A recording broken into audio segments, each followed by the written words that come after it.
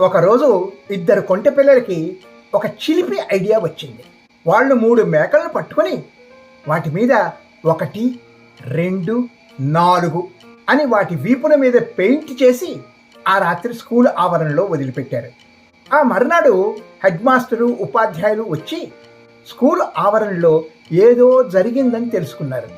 Gate దగ్గర, మెట్లు, ఆవరణలోనూ మేక గొద్దెలు కనిపించాయి.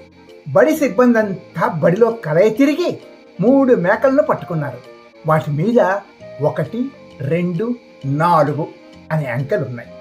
కానీ 3వ నెంబర్ సంఖ్య ఉన్న మేక మాత్రం కనబడలేదు, ఎంత వెతికినా కూడా.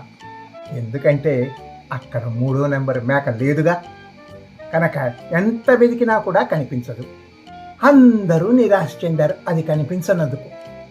మంచి జీవితానికి కావలసిన అన్ని వస్తువులు ఉన్నా లేని దానికోసం బాధపడుతూ ఉంటాం, అర్రులు చాస్తూ ఉంటాం. అవి మనకు అందుబాటులో లేని 3వ నెంబర్ మేక లాంటివి. మనకు అందని బాంధవ్యాలలో, వృత్తి, ఉద్యోగ, వ్యాపార, ఉపాధుల్లో కనిపించని సంతృప్తిని, ఆధునిక వస్తు సామగ్రిని కొనలేని అసమర్థతకి ఆందోళన చెందుతూ ఉంటాం. అంతకన్నా గొప్పవి ఎన్నో మన దగ్గర ఉన్నా మన దగ్గర లేనిది చాలా పెద్ద వెలితిగా కనిపిస్తుంటుంది. కాబట్టి లేని 3వ నెంబర్ మేక కోసం అసంతృప్తిని, ఆందోళనని వదిలేసి సంతోషకరమైన జీవితాలు గడుపుదాం. Good luck.